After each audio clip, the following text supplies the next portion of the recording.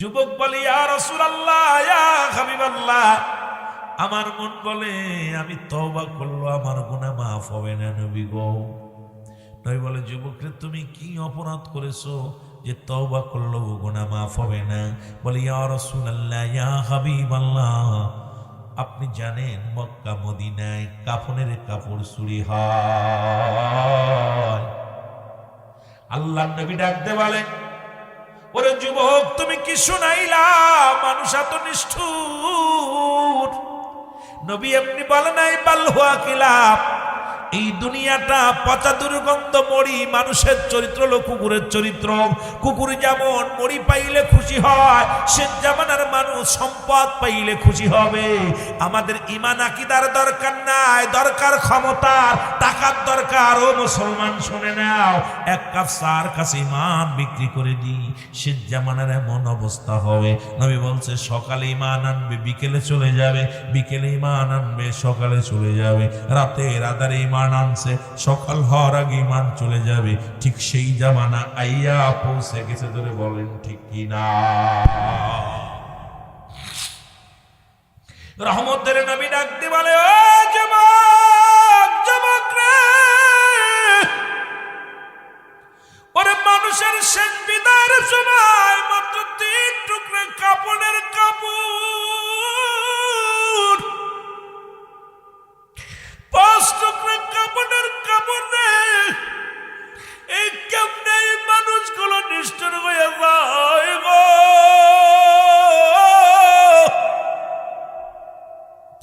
এই 3টা টুকরা কাপড় কেমনে কবর থেকে চুরি করে? নবী ডাকতে বলে, যুবক রে, বড় কষ্ট পাইলাম। আইরে নিষ্ঠুর মানুষ, এই কবর থেকে কেমনে মানুষের কাপড়ের কাপড় চুরি করে? বলে, ইয়া রাসূলুল্লাহ, ইয়া হাবিবাল্লাহ, মক্কা মদিনার জমিনে কাফনের কাপড় যত চুরি হয়েছে ইয়া রাসূলুল্লাহ, ওই কাফনের কাপড়গুলো আমি যুবক চুরি করতাম। জোরে জোরে চিল্লায়া বলা যাবে না আল্লাহু আকবার। নবী গো, বড় ভুল করছি, ওই কাফনের কাপড়গুলো আমি চুরি করতাম। মক্কা মদিনার জমিনে যত কাফনের কাপড়, সব কাপড়গুলো আমি চুরি করতাম। আল্লাহর নবী ডাকতে বলে, যুবক, পৃথিবীর মধ্যে আর কোনো কাজ পাও নাই। পৃথিবীর মধ্যে কত কর্ম আছে রে যুবক। রব্বুল আলামিন তেমনি বলেন, আল কাসিম হাবিবুল্লাহ সালাবা যখন রাস্তা দিয়ে যাইতেছিলেন, হঠাৎ প্রচন্ড বেগে একটা বাতাস প্রবাহিত হয়ে গেল। আর এই বাতাসে ঘরের পর্দা, বাড়ির পর্দা, উঠানের পর্দা সরে গেল। আর ভিতরে একটা গোসল করা অবস্থায় একটা নারীর চেহারা দেখতে পাইল। জোরে জোরে চিল্লায়া বলা যাবে না আল্লাহু আকবার। উনি মনের অজান্তে দেখে ফেলল। দেখার সঙ্গে সঙ্গে সালাবা চোখের পানি ছেড়ে কান্দার বলে, রব্বে কারীম,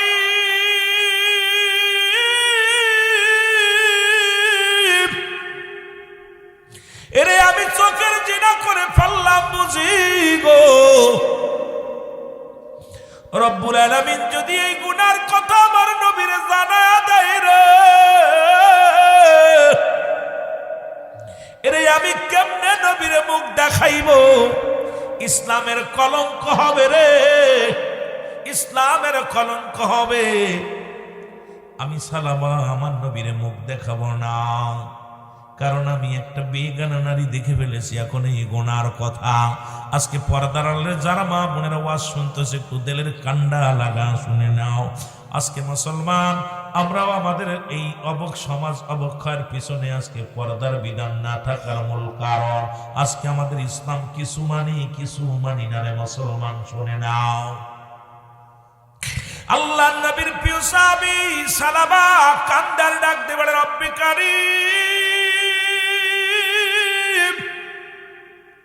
ও রব্বে কারীম, রে আমার নবী যদি জানতে পারে রে আমার এই গুনার কথা গো, আমার নবী যদি জানতে পারে এই গুনার কথা, আমি কেমনে আমার নবীর মুখ দেখাবো? না না, আমি নবীর সামনে যাব না। আমার যুবক বাবারা খুব খেয়াল করবেন আলোচনাটা, মুসলমানেরা। কানতে কানতে রওনা দিয়ে গেল, পাহাড়ি অঞ্চলে যায় কান্দে। যেমন আদম নবী কেঁদেছিল, 350 বছর কেঁদেছিল, আর বলেছিল রব্বানা জালামনা। আমার সাথে পড়েন, রব্বানা জালামনা আনফুসানা ওয়া ইল্লাম তাগফির লানা ওয়া তারহামনা লানাকুনান্না মিনাল খাসিরিন। আমার সাথে জোরে জোরে পড়েন, রব্বানা জালামনা। মাফ করার জন্য আল্লাহর আদম কান্দে, কয় রব্বুল আলামিন, আমি জালিমদের অন্তর্ভুক্ত গেছি, আমারে তুমি ক্ষমা করে দাও। আজকে এলাকার মানুষ যদি ক্ষমা চান, একটু আল্লাহর দরবারে কান্দেন আর বলেন, রব্বানা জালামনা আনফুসানা ওয়া ইল্লাম তাগফির লানা ওয়া তারহামনা লানাকুনান্না মিনাল খাসিরিন। জোরে জোরে চিল্লা বলা যাবে না মারহাবা। শুধু আদম নবী কান্দে নাই, এটা আদম নবী কেঁদেছিল।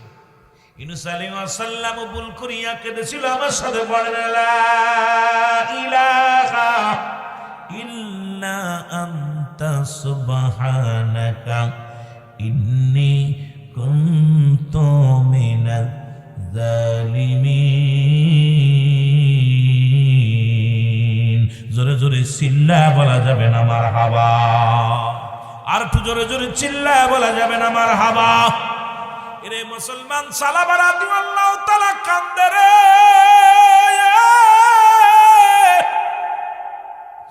ও যুবক বন্ধুরা, দিলের কান্না লাগা শোনে। জীবনে কত গুনাহ করলেই এই গুনার বোঝা কবরে নিয়ে যদি যাও, ওই কবর কিন্তু ছাড়বে না, কবর কিন্তু মোল্লা চিনবে না, কবর কিন্তু বিশ্ব চিনবে না, আমলিক বিএনপি চিনবে না, জামাত ইসলাম চিনবে না। ওই কবর যদি আমল না নিয়ে যাও রে, ওই কবর কিন্তু কাউকে ছাড়বে না। জোরে জোরে চিল্লা বলা যাবে না, ঠিক কিনা? সালাবা কানতে কানতে গভীর মরুপ্রান্তরে চলে গেলেন। কান্দে আমার নবীজি। প্রতিনিয়ত নবীজি নামাজ আদায় করেন, সাহাবীরাও নামাজ আদায় করে, কিন্তু সালামার কথা জিবরিল আমিন ডাকতে বলেন, যাও আমার আল্লাহ কয় জিবরিল রে, আমার নবীরে জানায় আমার নবী যেন আমার সালামার দিকে একটু নজর করে। আল্লাহ রাব্বুল আলামিন ডাকতে বলে, জিবরিল দেরি করিস না রে, যা যা সালামার সংবাদটা আমার নবীরে নিতে বলো। আমার নবীজি সালাম ফিরায়া সাহাবীদেরকে বলে, সাহাবীরা রে, তোমরা কি আমার সালাবার খবর জানো? আমার সালাবারে দেখছো নি? সাহাবীরা বলে, ইয়া রাসূলুল্লাহ, ইয়া হাবিবাল্লাহ, কিছুদিন যাবত হয়ে গেল সালাবারে তো দেখতে পাই না, তার তো কোনো খবরও রাখি না, কোনো ঝামেলা পড়েছে কি জানি না। ইয়া রাসূলুল্লাহ, ইয়া হাবিবাল্লাহ, আমার নবী ডাক দেখা, আমার সাহাবীরা রে খবর নাও, কারণ আমার সালাবার চারিদিকে বিপদ, চারিদিকে কাফেররা, দুষ্ট কাফেরেরা মুসলমানদের হত্যা করে, মুসলমানদের শাহাদাতের পেয়ালা পান করায়া দেয়, মুসলিম মিল্লাদের বাড়ি ঘর পুরায়া দেয়। খবর নাও, খবর নাও, আমার সালাবার খবর নাও। সাহাবীরা খবর নিলেন, কোথাও পাইলেন না। নবী কয়, সাহাবীরা আয় আয় আয়। সব সাহাবী বলে, ইয়া রাসূলুল্লাহ, ইয়া হাবিবাল্লাহ, হয়তো সালাবা মৃত্যুবরণ করেছে, না নবী গো, হয়তো কোনো কাফের বেঈমানেরা তাকে হত্যা করে লুকায়া রাখছে। আমার নবী কয়, না না, আমার সালাবা এখনো জীবিত আছে, তোমরা খোঁজ করো, আমার সালাবার খবর নাও। রাহমাতুল লিল আলামিন টিম করে দিলেন। নবীজি বললেন, কোথায় রে আবু বকর? কোথায় রে উসমান, কোথায় রে আমার আলী, কোথায় রে আমার ওমর ফারুক? চারজন সাহাবী রাসূলুল্লাহর সামনে আসলেন। নবীজি বললেন, ওমর, ওমর, তুমি আর উসমান গনি একদিকে চলে যাও, আর আমার আবু বকর, আমার আলী আর দিকে যাবে, উত্তর থেকে দক্ষিণ পর্যন্ত, দক্ষিণ থেকে পূর্ব পর্যন্ত, পূর্ব থেকে পশ্চিম পর্যন্ত সব জায়গা তন্ন তন্ন করে খুঁজবে। সাহাবীরা তো রওনা হয়ে গেলেন, টিম বানায় খুঁজতে খুঁজতে রওনা হয়ে গেল। এর নবীর সাহাবীরা তার ডাকতে বলে, কাফেরেরা রে, ওরা খালিরা রে, তোমরা কি আমাদের সালাবারে দেখছো? কেউ তো বলতে পারে না সালাবারে দেখি না। আমার যুবক বন্ধুরা যারা মাহফিলে বসেছো, খুব খেয়াল করবা। সবাই বলে, ইয়া রাসূলুল্লাহ, ও নবীর সাহাবীরা রে, আমরা তো সালাবারে চিনি না, আমরা তো সালাবারে দেখিও না। নবীজির সাহাবীরা খুঁজতে খুঁজতে মরু প্রান্তরে চলে গেল। যা ডাক দে বলে, রাখালিরা রে, তোমরা কি নবীর সাহাবী সালাবারে দেখছো? বলে, আমরা তো কোন নবীর সাহাবীরে চিনি না, তবে একজন যুবক ছেলে আছে, আজ সপ্তাহ চলে যায়, পাহাড়ে উঠিয়া শুধু অজর নয়নে কান্দে, কানতে কানতে চোখের পানি ফেলায় ঘা বানায় ফেলেছে। এই বালকটা কাটতে পারে না, চলতে পারে না রে।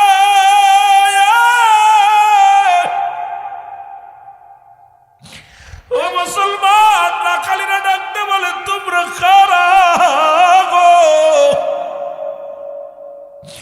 নবীর সাহাবীরা ডাকতে বলো, রাখালিরা রে, আমি নবীর প্রিয় সাহাবী হযরত আবু বকর সিদ্দিক রাদিয়াল্লাহু তাআলা, আমি হইলাম হযরত আলী রাদিয়াল্লাহু তাআলা। কই নবীর সাহাবীরা রে, আমরা তো সালাবারে চিনি না। এক কান্দনগত যুবক, শুধু কাঁদতে দেখি আর কাঁদতে দেখি, চোখের পানিগুলো ফেলে ফেলে, চোখ দিয়া পানি জড়তে জড়তে মুখে ঘা হয়ে গেছে, হাঁটতে পারে না। প্রতিদিন সকাল বেলা আসে, সকালে উঠে পাহাড়ে উঠে যায়, যখন সন্ধে গনিয়ে আসে আবার লোকটা নেমে আসে, পাহাড় উঠতে পারে না, হেলে দুলে পড়ে যায়। আমরা তাকে আমাদের বকরি দোয়ান করিয়া একটু দুধ দিয়েছিলাম খাওয়ার জন্যে। এই লোকটারে কাঁদতে কাঁদতে দুধ আর পানি একাকার করে ফেলেছে। যতটুকু দুধ দিয়েছিলাম পাতিলের মধ্যে, এর চাইতে বেশি পরিমাণ চোখের পানি ফেলায়া দুধ আর পানি একাকার করে ফেলেছে। নবীর সাহাবী হযরত আলী রাদিয়াল্লাহু তাআলা ডাকতে বলে, নবীর পাগল সাহাবী রে, ওই কান্দনগত সাহাবী আর কেউ নয়, ওই যুবক সাহাবী হলো আমার নবীর পাগল সালাবা। জোরে জোরে চিল্লে বলা যাবে না মারহাবা। আল্লাহর নবীজির সাহাবীরা কি করলেন? গুটি গুটি পায়ে আগায় গেলেন। যা দেখে রে, পাহাড়ের একটা ডেলার পাহাড়, উচ্চ পাহাড়ের মধ্যে সালামা চোখের পানিগুলো সেরে সেরে কাঁদতে চার বলল, আল্লাহ আমারে মাফ করে দাও, আমার পাপের কথা যেন কেউ না জানে। আল্লাহ আমার এই অপরাধের কথা যেন পৃথিবীর মানুষ কেউ না জানে। আল্লাহ আমি গোপনে দেখেছি, তুমি গোপনে মাফ করে দাও। আমি তো নিজের মনের অজান্তে একটা বেগানা নারী দেখে ফেলেছি রে আল্লাহ। ওই নারীটা বেগানা নারী, ওই গোসল করা অবস্থা আমি দেখে ফেলেছি রে আল্লাহ। আমারে কি তুমি ক্ষমা করবা না? হাসরের ময়দানে আমি জবাব দেব কি রে? আজকে পরের মেয়ে নিয়ে গাও মুসলমান পার্কে চলে যাও, পরের মেয়ে নিয়ে হোটেলে যাও, কত বেগানা নারী নিয়ে আরে কত আমোদ ফুর্তি করো। খোদার কসম, খোদার কসম, আল্লাহর দরবারে জবাব দিতে পারবি না। কারণ আমার রব্বে কারীম যেদিন ধরবে, সেদিন কোনো জবাব দেওয়ার মতো কোনো পথ থাকবে না। আমার ভাইয়েরা, আমার বন্ধুরা, আমার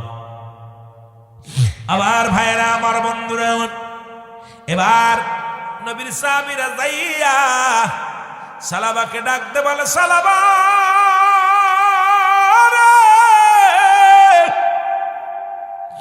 সালাবা ডাকের উত্তর নিয়ে দিয়া বলে, ও নবীর সাহাবীরা রে, তোমরা এই পাহাড়ে কেন আসছো গো? বলে, সালাবারে রাহমাতুল লিল আলামিন আমাদেরকে পাঠিয়েছে তোমার খবর জানার জন্য। সালাবারে তুমি কি অপরাধ করেছো? চক্ষু মানুষের চক্ষুর আড়ালে চলে আসছো তুমি রে সালাবা। সালাবা ডাকতে বলে, নবীর সাহাবীরা রে, আমি যে পাপ করেছি এই পাপের কথাটা আমার নবী জানছে কিনা, আমি যে অন্যায় করেছি আমার এই অন্যায়টা রাসূলুল্লাহ জানতে পেরেছে কিনা, আমার বিষয়ে কোনো ওহী নাযিল হয়েছে কিনা, জিবরিল আমিন আসিয়া আমার নবীরে কিছু জানাইছে কিনা? সাহাবীরা বলে, না না না, এমন কোন কথা তো রাসূলুল্লাহ আমাদের বলেন নাই। সালাবারে চলো, আমার নবীজি তোমার জন্য অপেক্ষা করে। নবীজি সঙ্গে সঙ্গে দুই সাহাবীর গাড়ে হাত দিয়া, মুসলমান শোনো, আল্লাহ নবীর সাহাবী সালাবা হযরত আবু বকর সিদ্দিক রাদিয়াল্লাহু তাআলা, হযরত আলী রাদিয়াল্লাহু তাআলা দুজনের ঘাড়ে হাত দিয়া রহমতের নবী রাহমাতুল লিল আলামিনের কদমের মধ্যে চলে আসলেন। জোরে জোরে চিল্লায়া বলা যাবে না মারহাবা, আর একটু জোরে জোরে চিল্লায়া বলা যাবে না আল্লাহু আকবার। আল্লাহ নবীর কদমে আসার পর নবীজি ডাকতে বলে, সালামা রে, ও আমার সালামা রে, তুমি কোথায় ছিলা? বলে, ইয়া রাসূলুল্লাহ, ইয়া হাবিবাল্লাহ, আগে বলেন আমার বিষয়ে কোনো ওহী নাযিল হয়েছে কিনা, আমার পাপের কথা রব্বুল আলামিন কি আপনারে জানায়া দিছে নবী গো? ইয়া রাসূলুল্লাহ, ইয়া হাবিবাল্লাহ, আমি যে পাপ করেছি, ভুল করেছি, অন্যায় করেছি গো নবী, আমার কথা কি আল্লাহ রব্বুল আলামিন আপনারে জানায়া দিছে? আমার নবী ডাক দিয়ে কয়, সালাবারে তোমার বিষয় তো কিচ্ছু আমি জানি না, রব্বুল আলামিন তোমারে জানান নাই, জিবরিল আমিন কোনো সংবাদ নিয়ে আসেন নাই।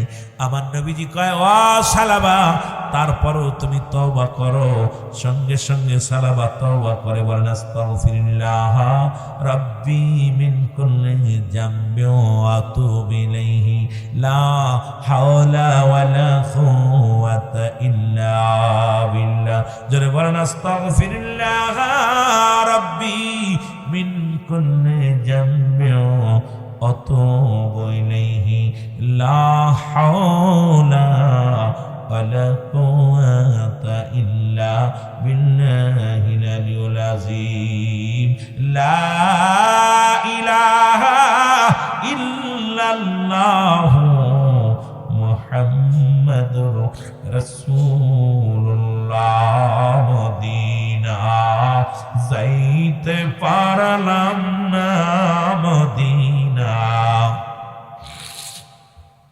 আরো জোরে বলেন, মদিনা যাইতে পারলাম না, মদিনা।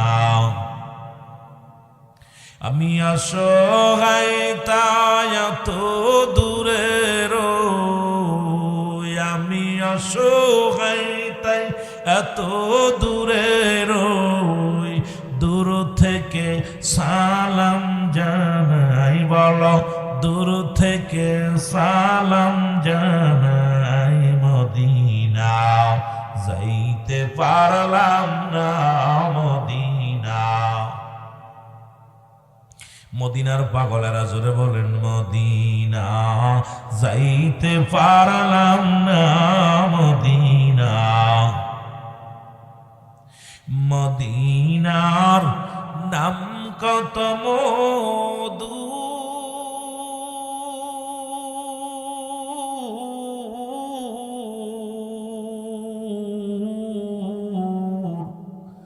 মদিনা আর যে কত দূর,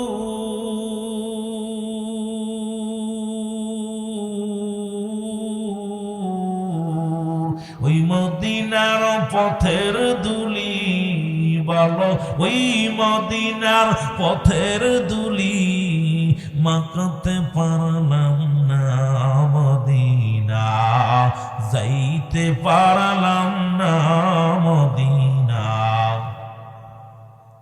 আরো জোরে বলেন, মদিনা যাইতে পারলাম না, মদিনা।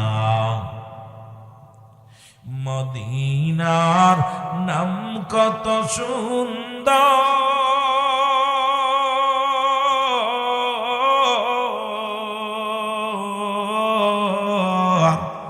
মদিনা কেরসে অন্ত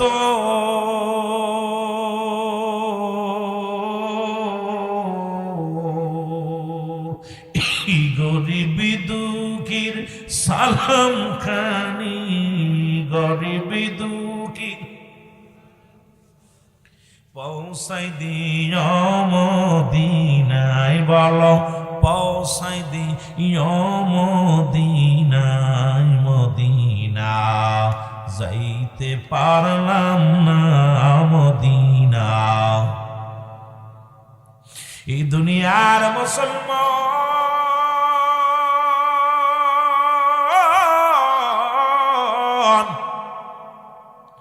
রহমতের নবী ডাকতে বলে সালাবারে তওবা করে দিলাম। হযরত সালাবা তওবা পড়িয়া বলে ইয়া রাসূলুল্লাহ, ইয়া হাবিবাল্লাহ, নবী গো, আমার মন বলে কেন যেন আমার পিছনের রগের পাশে যেন পিপিলিকার মতো কি যেন ঘোরাঘুরি করে নবী গো।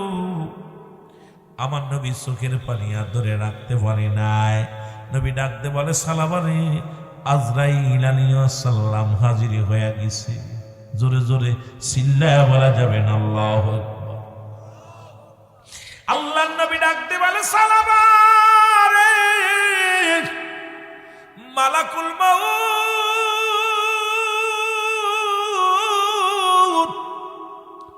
এ সালামাতুর মালাকুল মাউত আইছে রে। কারণ কখন কার চলে যেতে হবে কেউ বলতে পারি না। পৃথিবীর মধ্যে আসার একটা সিরিয়াল আছে, যার কোনো সিরিয়াল নাই। দেখা যায় বাবা জিন্দা, সন্তান দুনিয়ার মধ্যে নাই। সন্তান জিন্দা, বাবা দুনিয়ার মধ্যে নাই। ও যুবক, সালাবা বলে ইয়া রাসূলুল্লাহ, ইয়া হাবিবাল্লাহ, নবী গো আমি আপনাকে একটু প্রাণ ভরে দেখিনি। নবীজি দেখতে লাগলেন আমার নবীজিকে। সালামা কালেমা পড়তে পড়তে বিদায় নিলেন। ইন্না লিল্লাহি ওয়া ইন্না ইলাইহি রাজিউন। জোরে জোরে চিল্লা বলা যাবে না আল্লাহু আকবার। আহা, সালাবা বিদায়। এ আমার যুবক বন্ধুরা, আমার হযরত সালাবার মৃত্যু হয়ে গেল। নবী ডাকতে বলে সাহাবীরা রে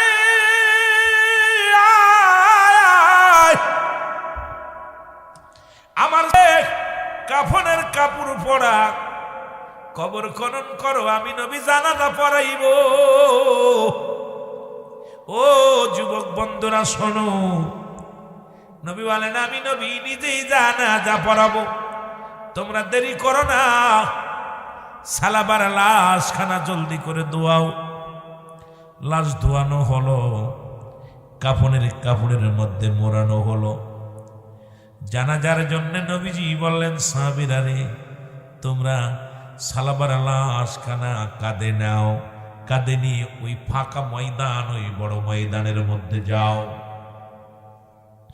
রাসূলের সাহাবীরা সালাবার লাশ খানা নিয়া যখন রওনা দিছে রে, নবীজি পিছে পিছে আসতেছেন। নবীজি হলো ইমাম। নবীজি অনেক দূরে পড়ে গেছে। হযরত ওমর ফারুক ডাকতে বলি ইয়া রাসূলুল্লাহ, ইয়া হাবিবাল্লাহ, নবী গো আপনি অনেক পিছে পড়ে গেছেন, আসেন আসেন। নবী কয় ও ওমর আমি কেমনে আইব রে, আমি তো পা রাখার জায়গা পাইতেছি না। ওমরে ফারুক রাদিয়াল্লাহু তাআলা ডাকতে বলে ইয়া রাসূলুল্লাহ, ইয়া হাবিবাল্লাহ, কি বলেন?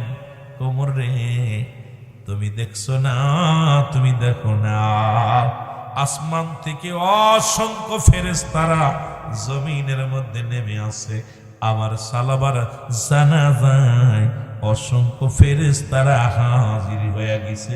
জোরে জোরে চিল্লায়া বলা যাবে না মারহাবা। রাসূলুল্লাহ বলতেছে, উমর আমি যে পা রাখবো কোথায় রাখবো? আমার সালাবাকে এত ভালোবাসছে আল্লাহ, অসংখ্য ফেরেশতা পাঠিয়ে দিছে। আর এই ফেরেশতারা এত পরিমাণ আইছে যে আমি পাটা রাখবো সেই জায়গাটা নেই। মারহাবা বলেন না। রাসূলুল্লাহ নামাজ শেষ করলেন, নবীজি হাত উঠায় দিছে। জিবরিল আমিন এসে বলে, নবী গো, সালাবার জন্য একটা নয় দুটি নয়, এমন মুমিন হয়ে গেছে আল্লাহ তো মুমিনদের জন্য মুত্তাকিনদের জন্য আল্লাহ প্রস্তুতি রাখছে 8টা জান্নাত। আল্লাহ বলেন, উইদ্দাতুনিল মুমিনিন। আল্লাহ বলে মুমিনদের জন্য মুত্তাকিনদের জন্য আমি আল্লাহ প্রস্তুতি রাখলাম 8টা জান্নাত। এরে রব্বুল আলামিনের হাবিব আমার আপনার হাবিব ডাকতে বলে, নবীর সাহাবীরা রে,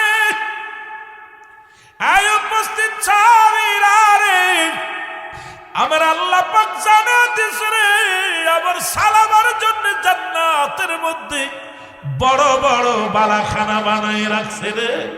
অসংখ্য হুরগেলিমান আমার সালাবার জন্য অসংখ্য হুরগুলো অপেক্ষা করতেছে। কারণ ফেরেশতারা সালাবারে নিয়ে টানাটানি শুরু করেছে। সবাই তাকে দরজা খুলে ডাকতেছে, হালান সাহালান, আয় আয় আয়। ও আমার যুবকেরা, যদি এক নজর যদি বেগানা নারী দেখার কারণে জীবন দিয়া দিতে পারে গো, আর আমরা বাংলার জমিনে এত পরিমাণ পাপ, এত পরিমাণ জিনা, এত পরিমাণ অন্যায় করতেছি, রব্বুল আলামিন যদি আমাকে আপনাকে ধরে, বাঁচার মতো কোন পথ নাই। জোরে জোরে চিল্লায়া বলা যাবে না ঠিক কিনা? ইসলামের বিধান, পর্দার বিধান যে কত কঠিন, আহা, এই পর্দার বিধান একটা বাড়িতে নেই। আমার ভাইয়েরা, আমার বন্ধুরা, আমার আর একজন পুরুষ ডাকতে বলে, নবী গো।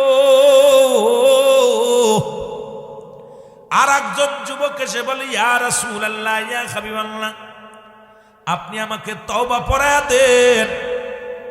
নবীজি তওবার ওয়াজ করছে, কারণ তওবা করতে বলছে বেশি বেশি। আদম আলাইহিস সালাম তওবা করেছিল, 350 বছর কেঁদেছিল। অবশেষে নবী রাহমাতুল লিল আলামিন কুশিলা করে বাবা আদম আসরের পরে তওবা করলো। মাগরিবার পরে সংবাদ শুনলো, আদম রে, তোমার তওবা কবুল করেছি আমি আল্লাহ। জোরে বলা যাবে না মারহাবা? আরো জোরে বলেন মারহাবা।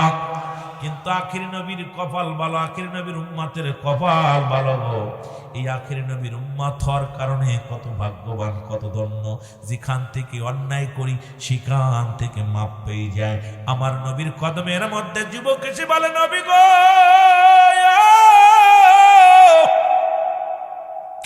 রহমতের নবী,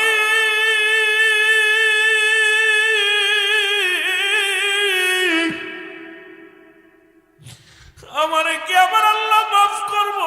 আমার আল্লাহ কি আমারে মাফ করবো? আমার নবী ডাকতে বলে, যুবক রে, ও যুবক, তুমি কি অন্যায় করেছো? এত মাফ চাও কেন?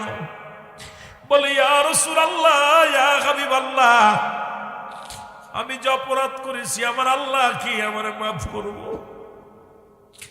আমার নবী কয়, যুবক রে, তওবা কর, তওবা করলে আমার আল্লাহ গুনাহ মাফ করে দিবে। জোরে বলা যাবে না মারহাবা? আল্লাহর নবী ডাকতে বলে, যুবক তওবা কর, আয় ফিরে আয়, ফিরে আয়। যুবক বলে, ইয়া রাসূলুল্লাহ, ইয়া হাবিবাল্লাহ, আমার মন বলে আমি তওবা করলো আমার গুনাহ মাফ হবে না নবী গো।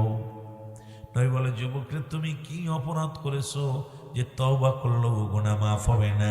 বলে, ইয়া রাসূলুল্লাহ, ইয়া হাবিবাল্লাহ, আপনি জানেন মক্কা মদিনায় কাফনের কাপড় চুরি হয়। আল্লাহর নবী ডাকতে বলে, ওরে যুবক, তুমি কি শুনাইলা? মানুষ এত নিষ্ঠুর। নবী এমনি বলে নাই, বাল হুয়া কিলাব, এই দুনিয়াটা পচা দুর্গন্ধ মরি, মানুষের চরিত্র হলো কুকুরের চরিত্র। কুকুর যেমন মরি পাইলে খুশি হয়, সে জামানার মানুষ সম্পদ পাইলে খুশি হবে। আমাদের ঈমান আকীদার দরকার নাই, দরকার ক্ষমতা, টাকার দরকার। ও মুসলমান শুনে নাও, এক কাপ চার কাছে ঈমান বিক্রি করে দিই, সে জামানার এমন অবস্থা হবে। নবী বলছে সকালে ঈমান আনবে বিকেলে চলে যাবে, বিকেলে ঈমান আনবে সকালে চলে যাবে, রাতের আধারে ঈমান আনছে সকাল হওয়ার আগে ঈমান চলে যাবে। ঠিক সেই জামানা আইয়া পৌঁছে গেছে। ধরে বলেন ঠিক কি না? রহমতের নবী ডাক দিয়ে বলে, ও যুবক, যুবক রে, ওরে মানুষের শেষ বিদায়ের সময় মাত্র 3 টুকরো কাপড়ের কাপড়, 5 টুকরো কাপড়ের কাপড় রে। এই কেমনে মানুষগুলো নিষ্ঠুর হয়ে যায় গো।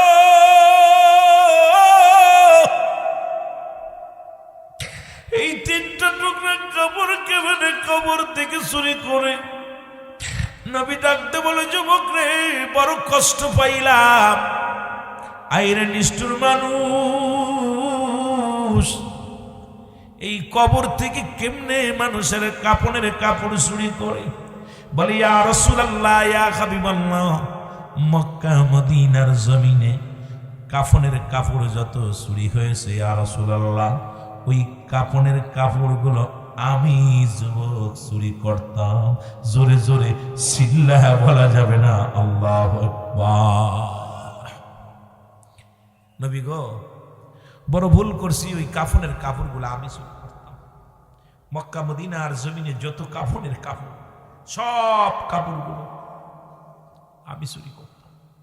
আল্লাহ নবী ডাক দিয়ে বলে, যুবক, পৃথিবীর মধ্যে আর কোনো কাজ পাও নাই।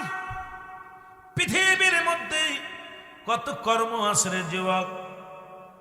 রব্বুল আলামিন তেমনি বলেন, আল কাসিম হাবিবুল্লাহ, দিন মজুরি মেহনতকারীরা হলো আল্লাহর বন্ধু।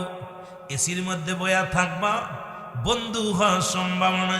অটো চালাও, রিক্সা চালাও, মাঠে কাজ করো, ঘাম ঝরাও, যদি না আল্লাহর বন্ধু হতে চাও। রব্বুল আলামিন ডাক দিয়ে বলে, যারা শরম দেয় পৃথিবীর মধ্যে, যারা শরম দেয় পৃথিবীর মধ্যে, যারা কিষান দেয় পৃথিবীর মধ্যে, যারা ঘাম ঝরায়, এরাই হলো আমার বন্ধু। জোরে জোরে বলেন মারহাবা। আল্লাহ গরিবের পক্ষে কথা বলছে, খুব মজা লাগে। আল্লাহ আল কাসিম হাবিবুল্লাহ, দিন মজুরি মেহনতকারীরা আমার বন্ধু। তাহলে যারা আপনারা দিন মজুরি করেন, ব্যবসা করেন, মাঠে কাজ করেন, রিক্সা চালান, ভ্যান চালান, খালি যদি ইবাদত করতে পারেন, কার বন্ধু? যারা বলেন কার? আমার আব্বার কথা কইতেছি না, কোরআনের কথা। কোরআন কইতেছে, আল্লাহ নিজে ঘোষণা করছে, যারা দিন মজুরি, যারা মেহনত করে, যারা ঘাম ঝরায়, এরা আমার বন্ধু। এমনি কি নবী মাটি কাটছে, মাটি টানছে, আর আমরা মৌলবি খালি এসির মধ্যে ঘুমায় আর ওয়াজ নসিহত করে টাকা কামাই। জোরে কোন ঠিক? বন্ধু এত সহজ?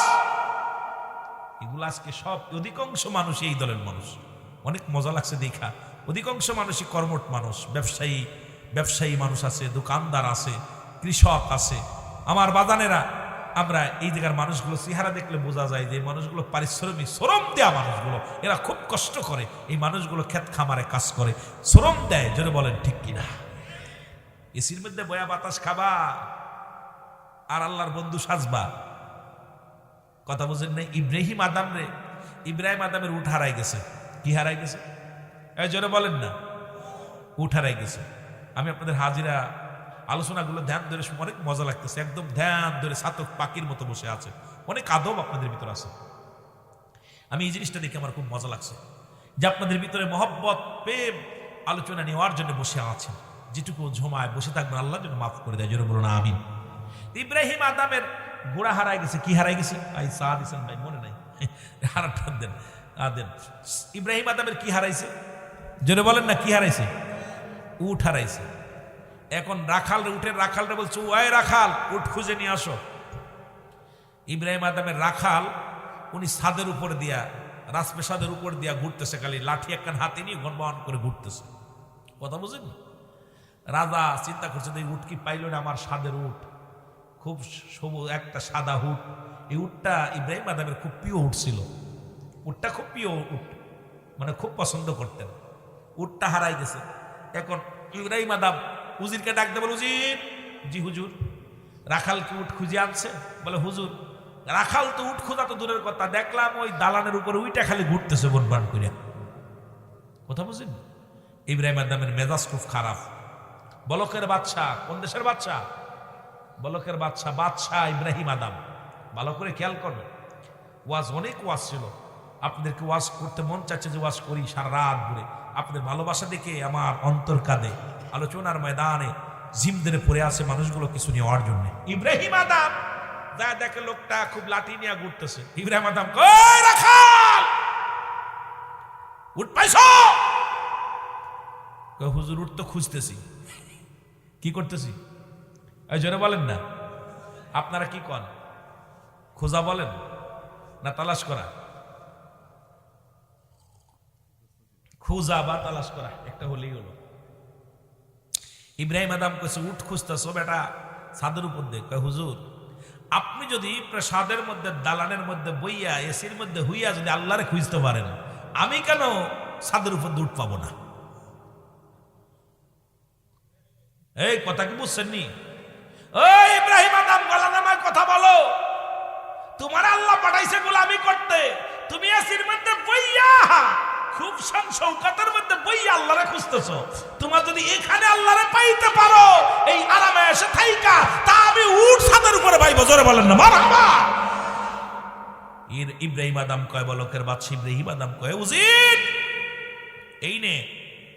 এই নে রাজ দরবারের চাবি। আমি আর জীবনে আরামে বসবো না, আমি আর জীবনে গদির মধ্যে থাকবো না। কারণ খোদা তাআলাকে পাইতে হলে ইবাদত করা লাগে। এই শান শৌকাতের মধ্যে বইয়া, এসির মধ্যে বইয়া বিড়ি সিগারেট খাবা, গাঞ্জা খাবা, নারী নিয়ে ফুর্তি করবা আর আল্লাহরে ডাকবা, আল্লাহ তো পাওয়া এত সহজ। ইব্রাহিম আদম সঙ্গে সঙ্গে ছেড়ে দিলেন রাজত্ব, ছেড়ে দিয়া উজির এই নাও ইদন ভান্ডারের চাবি, এই নাও রাজ দরবারের চাবি। আমি আর জীবনে বইতাম না, কারণ আমার চক্ষু খুলে দিছে আমার রাখাল যে যদি পৃথিবীর মধ্যে আল্লাহকে পাইতে হলে তপস্যা করা লাগবে, ইবাদত করা লাগবে, গোলামি করা লাগবে। আমি গোলামি না করে দিন রাত 24 ঘন্টা খালি রাজ দরবারে আসি আর ঘুমায়, ভালো মন্দ খায় আর এসির মধ্যে ঘুমায়, এইভাবে তো আল্লাহরে পাওয়া যায় না। আল্লাহকে খোঁজা সম্ভব না। আল্লাহকে খুঁজতে হলে সিজদায় লুটে যেতে হবে, আল্লাহকে খুঁজতে হলে কোরআন পড়তে হবে, আল্লাহকে খুঁজতে হলে ইবাদত করতে হবে, জিকির করতে হবে, আল্লাহকে খুঁজতে হলে মুরাকাবা মুশাহাদা করতে হবে। কিন্তু আমি তো কিচ্ছু করি না। এটা দ্বারা তো এই সুন্দরী দাসিনিয়া আর ওই নাসনওয়ালাদেরকে নিয়ে ফুর্তি কইরা আমি তো আল্লাহরে পাবো না। সঙ্গে সঙ্গে সব ছেড়ে দিয়ে ইব্রাহিম আদম জঙ্গলে চলে গেছে। জোরে বলেন না মারহাবা। আরো জোরে বলেন মারহাবা। আজকে যারা বসে আছেন এই পাগলগুলো তো আরামের বিছনা ছেড়ে দিছে।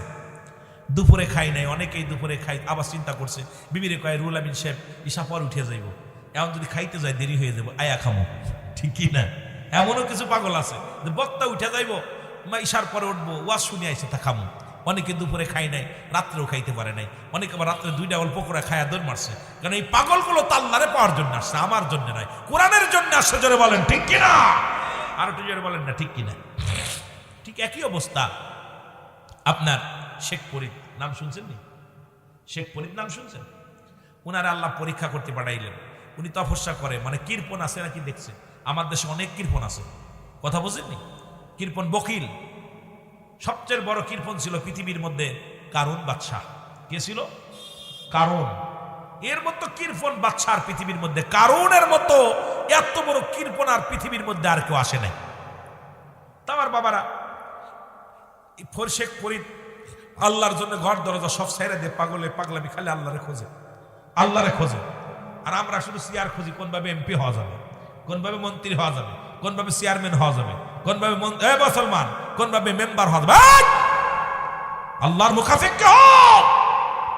রব্বুল আলামিন তোমাকে ইজ্জত সম্মান সব দিবে। কে দিবে? আল্লাহ দিবে। এবার শেখ ফরিদ বয়ে আছে, জিবরিল আমিন বাস পাখি সাইজা চলে আইছে। আয়াকা হুজুর আসসালামু আলাইকুম। ওয়ালাইকুম আসসালাম। বাস পাখি বলে হুজুর আমি তো 1 সপ্তাহ খাই না, কিছু খাবার দিবেন আমারে? দেখেন না, কিছু খাবার দিবেন? শেখ ফরিদ বলতেছে, শেখ ফরিদ রহমতুল্লাহ আলাইহি বলতেছে, বাবা তুমি আমার কাছে আসো পাখি রে, আমি তো নিজেই অনাহারে আছি, গাছের লতা পাতা খায় আর আল্লাহ জিকির করি, সব ছেড়ে দিছে। কারণ আমি তো দুদিন ক্ষণিকের দুনিয়া, কারণ কুল্লু মান আলাইহা ফান, সব শেষ করে দিবে কে? এই জোরে বলেন কে? বিশ্বাস হয় কার কার? কথা বলেন কার কার? শেষ করবে কে? আল্লাহ। কুল্লু মান আলাইহা ফান, সব শেষ করে দিবে কে? আল্লাহ। এখন শেখ ফরিদ চিন্তা করে, বলছে হুজুর আমি তো সবকিছু ক্ষণিকের জন্য দুনিয়া, এ দুনিয়ায় থাকবো কয়দিন? এ দুনিয়ায় তো চিরস্থায়ী না, আমার চিরস্থায়ী কবর। এই জন্য আমি বাবা দুনিয়া সব ছেড়ে দিছি, শান শৌকাত ঘুম হারাম খাওয়া দাওয়া সব ছেড়ে দিয়া আল্লাহর নামে দেওয়ানা হয়ে গেছি। হুজুর আমি তো ক্ষুধার্ত অবস্থা আছি, কিছু খাবার দেবেন? তা বলতেছে বাবারে আমার কাছে তো কোনো খাবার নাই, থাক বাজান থাক, আমার কাছে কোনো খাবার নাই। মারহাবা বলেন না, আর একটু জোরে বলেন মারহাবা। বাবা আমার কাছে তো পাখি রে, আমার কাছে তো খাবার নাই। তা কই হুজুর একটু খাবার দেন, আমি খুব ক্ষুধার্ত অবস্থায় আছি। দেখেন জিবরিল আমিন পরীক্ষা করতেছে, আল্লাহ পরীক্ষা করতে জিবরিল দিয়া। শেখ ফরিদ বলতেছে পাখি রে আমার গায়ের মধ্যে ঠোক দাও, যেখান থেকে গোস্ত পাবা ঠিক সেখান থেকে গোস্তগুলো তুমি কুইলা খাবা। কারণ গায়ের ভিতর শেখ ফরিদের ঠোক শুরু করছে পা থেকে। আমি পরের বাড়ি মুরগিগুলো খায়া গরুগুলো খায়া বডি বানাইতেছি। যদি হারাম ঢুকে যায় দেহের মধ্যে এক টুকরা, আমার জিন্দেগি শেষ, ওয়াজিব জীবনী শেষ। রব্বে কারিম জিব্বা কাটবে আগুনের শেষ, আগুনের কাছে দিয়া। কারণ হারাম সমস্ত ইবাদত বন্দেগী কবুল হওয়ার পূর্ব শর্ত হলো হালাল খাদ্য। জোরে বলেন না মারহাবা। আমার বাবারা, এখন শেখ ফরিদ বলতেছে আমার গায়ের মধ্যে ঠোক দাও। প্রত্যেকটা অঙ্গে প্রত্যঙ্গে ঠোক দিছে, কিন্তু একটা জায়গা গোস্ত পায়নি, খালি হাড্ডি পায়। পাখিটা বেজার হইয়া মনটা বেজার করে বসে আছে। শেখ ফরিদ বল তুমি যেহেতু আমার কাছে হাক ছাড়ছো, দেখছেন নি আমার কাছে হাক ছাড়ছো, আমি তোমার নিরাশ করবো না। তুমি একটা কাজ করো, আমার চোখ দুইটা নরম আছে। ভাই এরা বলে আল্লাহর পাগল, এদের বলে আল্লাহর পাগল, এরা জান্নাতে যাবে না, আমি যাব। এই যে মানুষগুলো মাটির মধ্যে বসে আছেন, আমার গদির মধ্যে আমরা বসতে পারতেছি না, কিন্তু ধুলাবাটি খড়ের মধ্যে বসে আছেন, আমি তো দূর করে দিছেন। এই মানুষগুলোর আল্লাহ দিব না, কোথায়? আল্লাহর কাছে চাইবো না, আল্লাহ দিব না। আমার আল্লাহ দেখতেছে না। আল্লাহ বলতেছেন, আল্লাহ আমার নবীজি বলতেছেন, আমার নবীজি যিনি বলছে হায়াতি খায়রুল লাকুম ওয়া মামায়াতি খায়রুল লাকুম ওয়া ওয়াফাতি খায়রুল লাকুম। নবীজি বলতেছেন আমাকে তো দুনিয়ায় পাঠাইছে উম্মতের কল্যাণ স্বরূপ, আমাকে নিছেও উম্মতের কল্যাণ স্বরূপ করে। সুতরাং আমার নবীজিও তো উম্মতের জন্য আসছে। এই মানুষগুলোর তো নিরাশ করতে পারে না আমার আল্লাহ। ফেরেশতারা দেখতেছে আর বলতে আল্লাহ তোমার অমুক বান্দা ঘর কত সুন্দর বাড়ি, ভালো পালং ছেড়ে দিছে, ভালো তশক ছেড়ে দিছে, ভালো কম্বল ছেড়ে দিছে, দিয়া পাগলগুলো দুলার মধ্যে বালির মধ্যে খড়ের মধ্যে বসে পড়ছে। আল্লাহ আমার আল্লাহ বল ফেরেশতারা আর কিসের নিশায়? কয় জান্নাতের নিশায়। কিসের নিশায়? কথা বলেন না কেন? জান্নাতের নিশায়। রব্বুল আলামিন আপনাদেরকে নিরাশ করতে পারে না, কারণ আমার রব্বুল আলামিন তো আমাকে মায়া করে বানাইছে, আমাকে আপনাকে মায়া করে বানাইছে, আদর করে বানাইছে। বলকে আমার বাবারা, শেখ ফরিদ বলতেছে আমার চোখের মধ্যে ঠোক দাও। চোখটা দুইটা ঠোক দিয়ে দুইটা চোখ খুঁজে নিয়ে গেছে। বলতেছে আল্লাহ তোমার একটা প্রাণী আমার কাছে আসছিল, আমি তাকে নিরাশ করি নাই, খালি হাতে ফিরাই নাই। আজকে আমার আপনার বাড়ি গাড়ি থাকতে আমার পাশের মানুষগুলো অনাহারে মরে গেছে, আমার পাশের মানুষ চিকিৎসায় মরে যাচ্ছে। আমি ভালো মন্দ খাইতেছি, আমার বাড়ির কুকুরে যা খায়, আপনার ভাইয়ের আপনার ছেলে মেয়ের কপালে জোটে না। হিসাব কেমনে দিবেন আল্লাহর দরবারে? এই হিসাব যদি রব্বে কারিম ধরে, প্রতিবেশীর কুরআনুল কারীমের মধ্যে যারা ব্যবহার করছে প্রতিবেশীর বিষয়, হকের বিষয়, আমার রব্বে কারীম যদি খালি এটা ধরে, আমার মন বলে বাঁচার মতো কোনো পথ নাই, কোন রকম বাঁচার পথ নাই। কারণ আমি অনেক ধনীর বাড়ি যে কুকুর রে, বিড়াল কুকুর রে, ঢাকা শহরে অনেক ধনী আছে, 5-7 কেজি গোস্ত খাবার দেয় প্রতিদিন একটা কুকুরে, কিন্তু তার পাশে একজন গরিব সারাদিন ভ্যান চালায়, মাসকে মাস চলে যায়, এক টুকরা গোস্ত কি দেখে না। এইগুলোর হক যদি আদায় না করে আমি মারা যাই, খোদার কসম আমার জন্য জাহান্নাম ছাড়া জান্নাত আমার জন্য হারাম। জোরে বলেন ঠিক কিনা? এত সহজ না বন্ধুগণ, আমার গভীর মনোযোগ।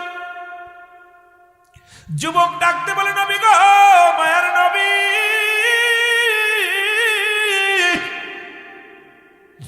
ওই মক্কা মদিনার জমিনে যত কাপড়ের কাপড় চুরি হতো নবী গো, সব কাপড়গুলো আমি চুরি করতাম।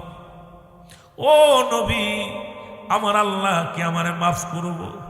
নবী কয় যুবক রে তওবা কর, তওবা কর, তওবা করলে রব্বুল আলামিন তোমাকে মাফ করে দিবে, ক্ষমা করে দিবে।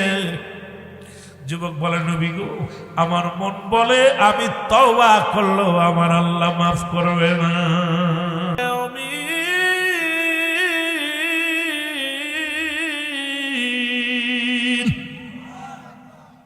জিজিরাম পড়ে এত মজা লাগে, সুর লাগে না? কারণ কোরআনের প্রতিটা হরফের মধ্যে আছে মধু, প্রতিটা কোরআনের প্রতিটা হরফের মধ্যে আছে জাদু। জোরে বলেন ঠিক কিনা? যা গোটা বিশ্বকে পাগল করেছে, গোটা জাতিকে পাগল করেছে, যা পৃথিবীর কোন অন্য কিতাব পারেন নাই। খুতবা সাহেবা কয় চিন্তা করে এই কোরআনটাকে আসলে মানুষের কোনো বানোয়াট কোনো কিতাব না। কারণ এত বানোয়াট আমরা এত কবিতা এত সঙ্গীত গাইলাম কিন্তু এত মজা লাগে না, কিন্তু কোরআন যখন তেলাওয়াত করে এত মজা লাগে, এত মধু লাগে। সুতরাং এইটা রব্বুল আলামিনের দান। মারহাবা বলো না আরো জোরে। এটা নিজেরাও শুনবো না, কাউকে শুনতে দিব না। কত বড় বদ মুসলমান! গভীর মনোযোগ। কোরআন নিজেরাও শুনবো না, কাউকে শুনতে দিব না। প্রতিজ্ঞা কি বুঝতে পারছেন? নিজেরা শুনবে না, কাউকে। যেমন আজকে মাহফিলের সুন্দর ব্যবস্থা করছে, শোনার ব্যবস্থা করছে কমিটি, বসার ব্যবস্থা করে দিছে, নিজেরাও শুনবে, অন্যকে শোনার ব্যবস্থা করে দিছে। জোরে বলেন ঠিক কিনা? কেন করেছে? কারণ কোরআন আল্লাহর বিধান, সংবিধান আল্লাহর বিধান।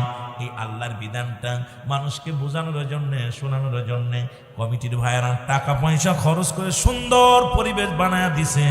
তোমরা কোরআন শোনো, আমরাও শুনবো, তোমরাও শুনবা। কারণ আল্লাহ পাকের গোলামের আদর্শ যেটা, সেটাই কমিটির মধ্যে আছে। জোরে বলেন ঠিক কিনা? প্রতিজ্ঞা করলেন নিজেও শুনবো না, অন্যকে শুনতে দিব না। কিন্তু যখন রাত গভীর হয়ে গেল, রাহমাতুল লিল আলামিন কুরআনুল কারীম তেলাওয়াত করা শুরু করে দিল।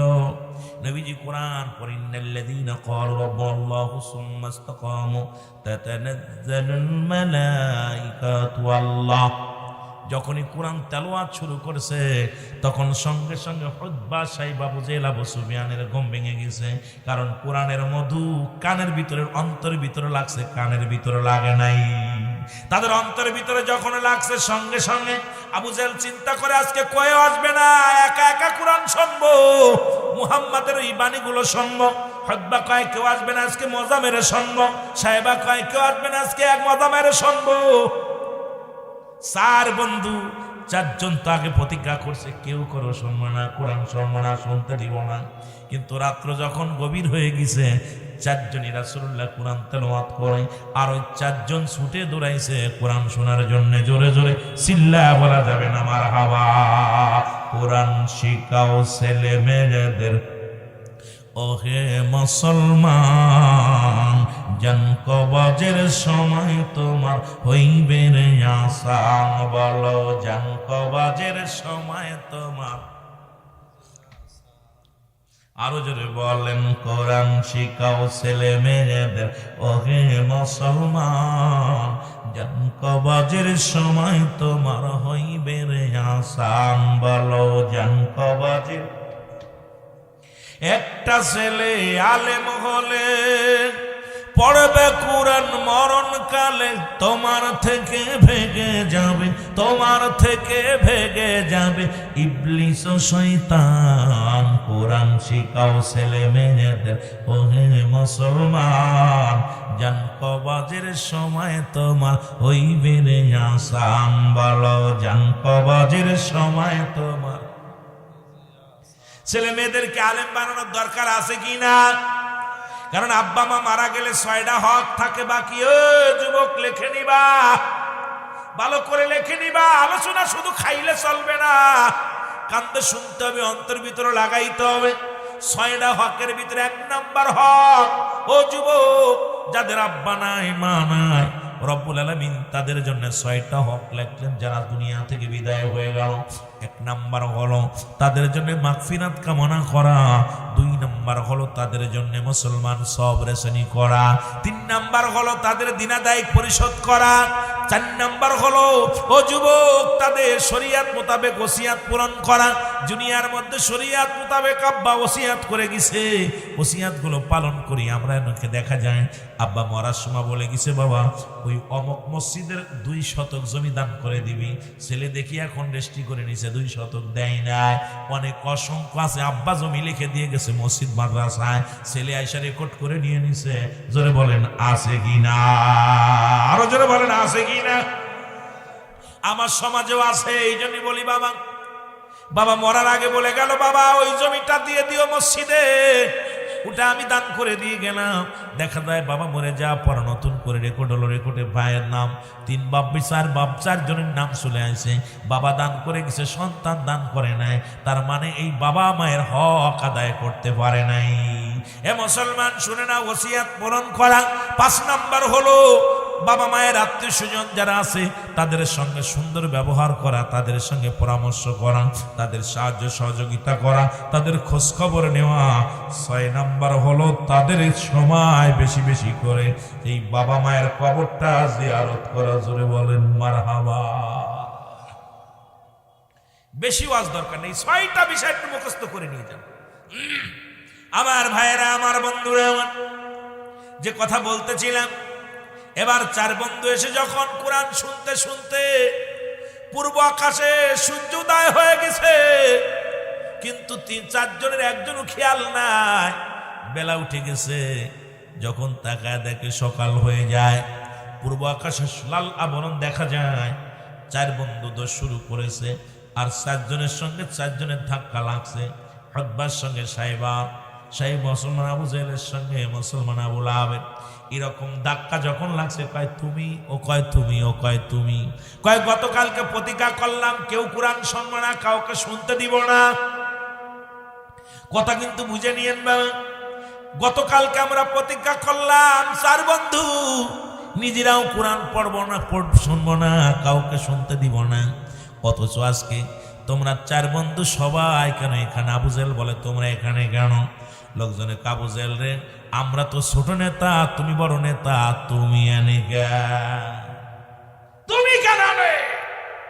আবু জেহেল বলে আসলে আব্দুল্লাহর বেটা মুহাম্মদ, উনি কোন পৃথিবীর কোন জাদুকর নয়, উনি আল্লাহর পয়গম্বর, এর মধ্যে কোনো সন্দেহ নাই। কারণ আল্লাহর প্রেরিত রাসূলের মধ্যে কোনো সন্দেহ নাই। আর এই কোরআনুল কারীম মানুষের কোনো লেখা নয়, এটা রব্বে কারীমের দান। এই জন্য এত মধু। কারণ আমি আবু জেহেলকে বিছনায় থাকতে পারি নাই, রাসূলুল্লাহর কোরআন শোনার জন্য আমি পাগল হয়ে ছুটে আসি। জোরে জোরে চিল্লায় বলা যাবে না মারহাবা? একটু জোরে জোরে চিল্লায় বলা যাবে না মারহাবা? এই কোরআনের আলোচনা আজকে বাংলাদেশ থেকে উঠানোর জন্য অনেক ষড়যন্ত্র, বাংলাদেশ থেকে এটা সরানোর জন্য অনেক ষড়যন্ত্র চলছে। মুসলমান শুনে নাও, কারণ পৃথিবী যতদিন থাকবে কোরআন ততদিন থাকবে। যুগে যুগে অসংখ্য কোরআনের পাখি এগুলোকে হত্যা করা হয়েছে, যুগে যুগে অসংখ্য কোরআনের পাখিগুলোকে হত্যা করা হয়েছে। কারণ তাদের ধারণা এই জাতি যদি কোরআন শিখে যায়, এই জাতি যদি কোরআন বুঝে যায়, এই জাতি যদি কোরআনের জ্ঞান অর্জন করে, তাহলে আমাদের মন গড়া আর ফতুয়া চলবে না, আমাদের আর ফতুয়া চলবে না। যেমন এই কোরআনের জ্ঞান নিয়ে রাহমাতুল আলামিন আসলেন। ও মুসলমান শোনো, ওলিদ নামে একদম ভণ্ড, উনিও চিন্তা করলেন মুহাম্মদ কালেমা প্রচার করে, লা ইলাহা নাই কোন ইলা ইল্লাল্লাহু আল্লাহ ছাড়া মুহাম্মাদুর রাসূলুল্লাহ সাল্লাল্লাহু আলাইহি ওয়াসাল্লাম। ওলিদ চিন্তা করেন মুহাম্মদ যেহেতু কালেমা প্রচার করে মানুষদেরকে পাগল বানায়, আমি একটা কাজ করি, আমি একটা দেবতা বানাই। মুহাম্মাদের যেমন খোদা আছে, আমারও খোদা একজন বানায় নিব। মুহাম্মাদের খোদা, আপনার খোদা আর মুহাম্মাদের খোদা কি আলাদা? এই জোরে বলেন আলাদা, এই জোরে বলেন না আলাদা। কিন্তু ওলিদ চিন্তা করে মুহাম্মাদের খোদা আর আমার খোদা এক নয়। আমি এমন খোদা বানাইব স্বর্ণ দিয়া, রূপা দিয়া, তামা দিয়া বড় একটা মূর্তি বানাইলেন, খোদা বানাইলেন, সুন্দর চেহারা আকৃতি দিয়া খোদা বানাইয়া প্রতিদিন পায়ের নিচেই মন মন দুধ ঢালতে লাগলেন, ফুল দিয়ে বরণ করেন। প্রতি ওয়াক্ত নামাজে মুহাম্মাদুর রাসূলুল্লাহ সাল্লাল্লাহু আলাইহি ওয়াসাল্লাম উনি কি করে, উনি মসজিদে যে সিজদায় পড়ে যায় আর সিজদার মধ্যে চোখের পানি ছেড়ে কান্দে নবীজি। আমার মুসলমান গভীর মনোযোগ সিজদায় পড়ে বলে সুবহান রাব্বিল আলা, সুবহান রাব্বিল আলা। জোরে জোরে সিল্লা বলা যাবে না মারহাবা। এ মুসলমান শুনে নাও, ওলিদ চিন্তা করো, ওলিদ সিজদায় পড়ে কান্দে, দেবতার পায়ের নিচে পড়ে কান্দে আর খো ভগবান, ও আমার আল্লাহ, ও আমার ভগবান, তোমার ওই মুহাম্মাদের খোদা মানি না, তুমি আমার খোদা, তোমার সঙ্গে আমি কথা বলতে চাই, আমার দুঃখ কষ্টের সব নালিশ তোমার কাছে দিতে চাই। ওলিদের খোদার কাছে প্রতিদিন ওলিদ নালিশ দেয়, নালিশ দেয়। খোদা আবার রাত্রে গভীর যখন হয়ে যায়, খোদা ডাক দে কলিদ। খোদার ভিতর থেকে আওয়াজ এসে যায়, শুনে নেন। ওই মাটি মুসলমান স্বর্ণের পুতুলের ভিতর থেকে আওয়াজ আসে, অলিদ রে। অলিদ কয় জি হুজুর। কয় মুহাম্মাদের খোদা একটা বানোয়াট, মুহাম্মদ বানোয়াট, আমি হলাম অরিজিনাল খোদা, অরিজিনাল ভগবান। আমার যে যত তাজিম করবে, যে যত আমার পূজা করতে পারবে, তার তত মঙ্গল হবে, তার তত মঙ্গল হবে। তোমার বংশ পরিচয় যারা আছে, তোমার বংশের মধ্যে যারা আছে, সবাইরে আমার কদমে লুটায় পড়তে বলো। ওলিদ গভীর রাত্রে ডাক দে, আব্বা মারে ডাক দে, আব্বা মা, ও বাবা মা। ওলিদের বাবা মা উঠছে, উঠা কয় ও বাবা কি হইছে? কয় মা শোনো, আজকে গভীর রাত্রে সাধনা করে করে ভগবানের মুখ খোলাইছি। আজকে ভগবান তো একদম আল্লাহ, ওই যে মুহাম্মাদের আল্লাহ তো জীবনেও কথা বলে নাই, আর আমার আল্লাহ সুন্দর ভাষায় ব্যবহার করে। তো মা বলছে ওলিদ রে, তোর আব্বা মারে আমার কদমের মধ্যে আনবি। এখন ডাক দে বলো, ও খোদা, আমার আব্বা মারে আনছি। নাউজুবিল্লাহ বলো, আর একটু জোরে বলো। খোদা ডাক দে, কলিদ কাও খোদা, তোমারে আনছি। মুহাম্মাদের খোদা তো কথা কয় না, আমার আব্বা মারে একটু বুঝায় দাও, তরিকা বুঝায় দাও, কালেমা বুঝায় দাও। এবার ভিতর থেকে আওয়াজ আসে, এ অলিদের বাবা হন, মুহাম্মদ একটা বানোয়াট, মুহাম্মদ একটা মিথ্যাবাদী কাজ্জাব। সুতরাং আমি অরিজিনাল খোদা। মুহাম্মাদের যে খোদা আছে জীবনেও কথা বলতে পারে না, জীবনে কোনোদিন কথাও বলবে না, কারণ নালিশ নিবে না। আর আমি অরিজিনাল খোদা, তোর সন্তান আমার কাছে আমি তার খোদা হয়ে গেছি, আমার বান্দা। সুতরাং তোমরা দুইজন আমার প্রতি অনুগত করো, আমার প্রতি তোমরা সেলট করো, আমার সালাম করো, পূজা করো। বাপ মা দুজনই সেজদায় পড়ে গেল। এবার ডাক দে বলো, ওলিদের বাবা মা শোনো, তোমরা দুজন খুলি হলে হবে না, এই গোষ্ঠীর মধ্যে যারা আছে সবাইকে আমার পদতলে নিয়ে আসো। উনি কি করলেন, সবাইকে দলে দলে, মহল্লার সব মানুষ যখন মুসলমান ওলিদের খোদার কাছে বায়াত গ্রহণ করলেন, ওলিদের খোদার কাছে যা বলে মনের দুঃখ বলে দেয়। ডাক দে কয়, খোদা রে, আমার কেমন ভবিষ্যৎ কেমন? কয় বালা। খোদা আমার ভবিষ্যৎ কেমন? কয় বালা না। খোদা তোর হায়াত কতদিন? কয় বেশি দিন না। খোদা তুই এটা করবি, যা কাজে দেয় খোদা নগদ নগদ বলে দেয়, একদম নগদ নগদ খোদা বলে দেয়। মুহাম্মদুর রাসূলুল্লাহ শুনতে পাইলেন এই ঘটনা। ওলিদের ডাক দে বলো, ওলিদ তুমি মানুষকে ধোঁকা দাও, তোমার নাকি কোন খোদা আছে, এই খোদা নাকি কথা বলে? কয় হ্যাঁ। তুমি জানো না মুহাম্মদ, এখনো সময় আছে, তুমি কালেমা ছেড়ে দাও। কালেমা ছেড়ে দিয়া তুমি ওই আমার খোদার উপাসনা করো, আমার খোদার বন্দেগী করো। দুনিয়ার মধ্যে আমার খোদা একদম নগদ নগদ যা দেয় সব নগদ, কোনো বাকি না, কোনো বাকি নাই, সব নগদ। মুহাম্মদুর রাসূলুল্লাহ ডাক দে, কলিদ তুমি মানুষকে আর ধোঁকা দিও না, কারণ আল্লাহর কোনো শরীক নাই। আল্লাহ বলেন,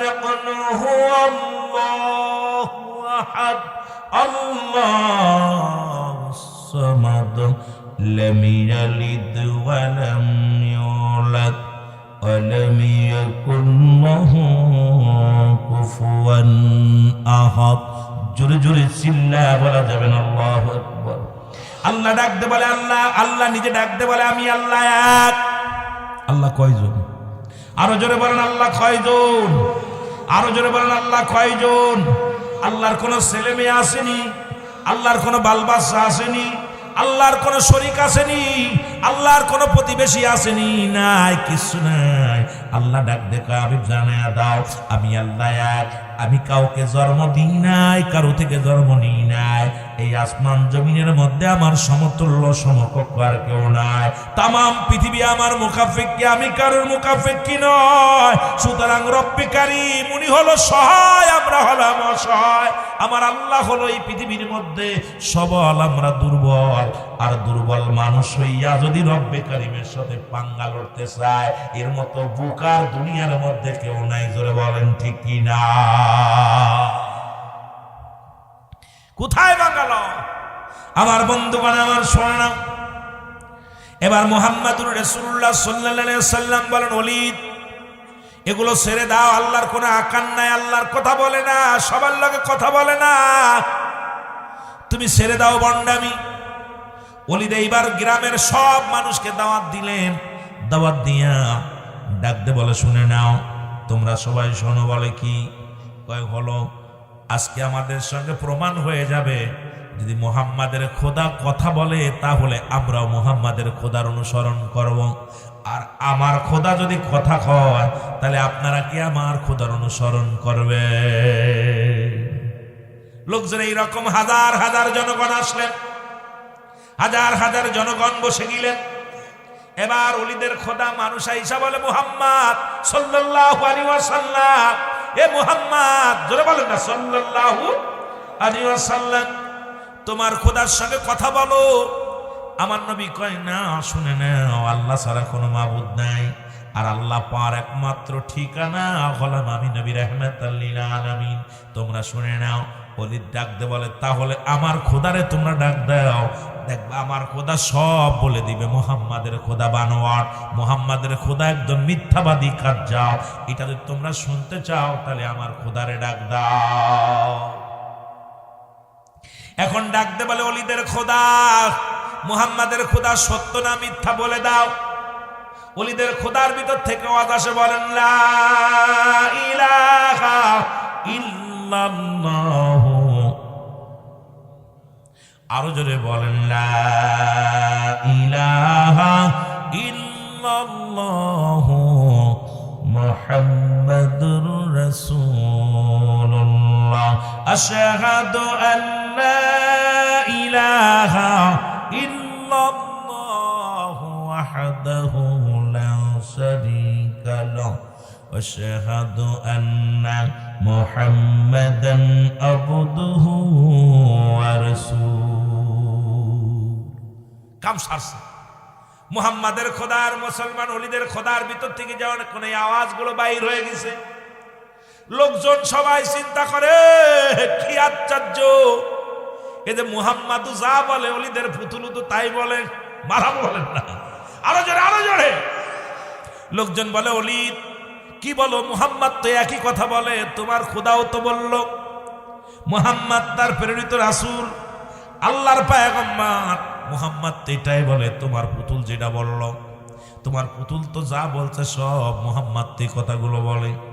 ওলীদ ডাক দেখাও, খোদা আমারে বড়া মজলিসার জুতার বাড়ি মারিস না, একটু সত্যি করে বল, একটু তাড়াতাড়ি জানায় দে। সব লোকজন যদি মুহাম্মাদের পক্ষে চলে যায় তাহলে সর্বনাশ, সর্বনাশ, একটু তাড়াতাড়ি বল, তোর পরিচয়টা দিয়া দে।